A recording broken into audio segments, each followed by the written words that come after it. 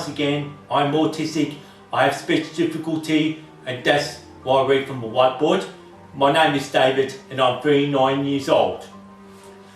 This is my 60th upload for Aspie with Attitude. In this episode, I would like to discuss elopement, and I hope this helps for parents who are raising autistic children who happen to be on that spectrum. First, I would like to discuss the term elopement. Elopement refers to any individuals with special needs to wander off, run away, otherwise leave from a caregiving environment.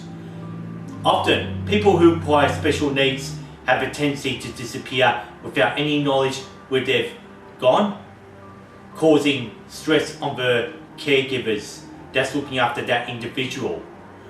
This is very common with young people, especially young as 3 and old as 12 years old, who are on the autism spectrum, to go running away or just wandering off, disappearing.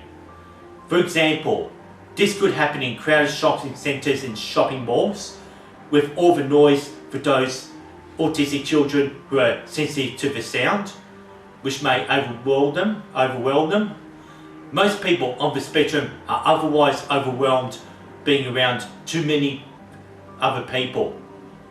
Young people who are on the spectrum would want to escape from this overwhelming environment and an overwhelming situation. Well, just fleeing to a quieter spot could be the way to escape from this overwhelming environment. And this is all what you need to know what elopement means.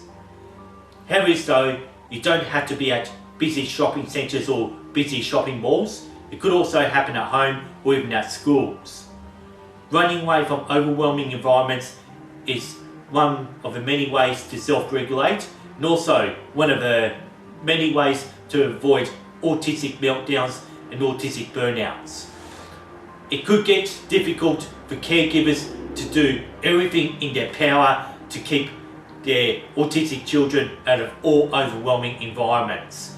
Even at home, young children on the spectrum could leave the house without any caregiver's knowledge. They put themselves at risk of ending up in dangerous places or even face encounters with dangerous people, especially any adults who are registered offenders.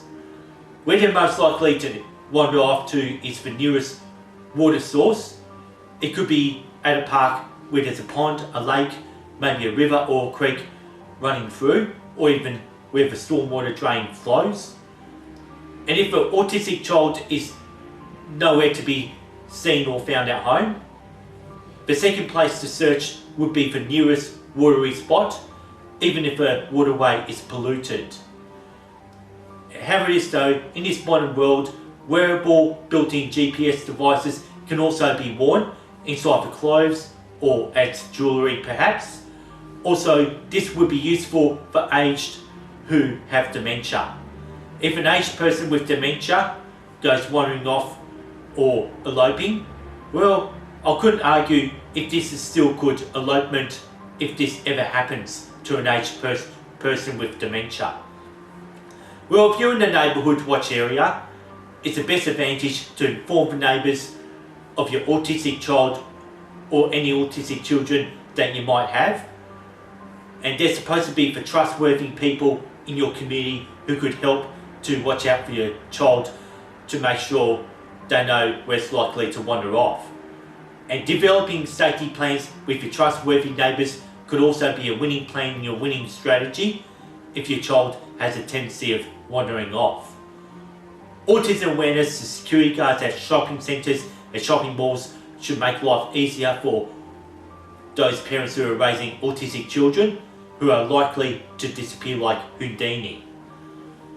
And when at shopping centres or at shopping malls, this should be a responsibility for parents to understand where they're likely to end up being. Could they end up being in a toy store or at a bookstore just to sort of get away from more people and the noises? Or maybe will your child run off to where McDonald's is, or where there's even a playground in a shopping centre? Just to know this is the first place you find your child. Well, this is a very hard task keeping an eye on your autistic child. Yeah, best to Google Autism and Elopement to find any more information that might be useful, or anything you've misunderstood or that I've left out of this video. And because before I like to sign off and begin working on my next episode, I would like to thank this one woman named Shari Lynn Upton for supporting my YouTube channel Aspie with Attitude. She had told me just the other day she might be setting up her autistic YouTube creator channel soon. Well, Shari really is going to do that. Let's wish her all good luck, and she will need all the subscribers and all support for her channel, especially if it turned out that you enjoy watching her channel. Anyway, good luck to Shari, and in the meanwhile though, always like to say peace and respect from Aspie with Attitude, and see you in the next episode. Signing off.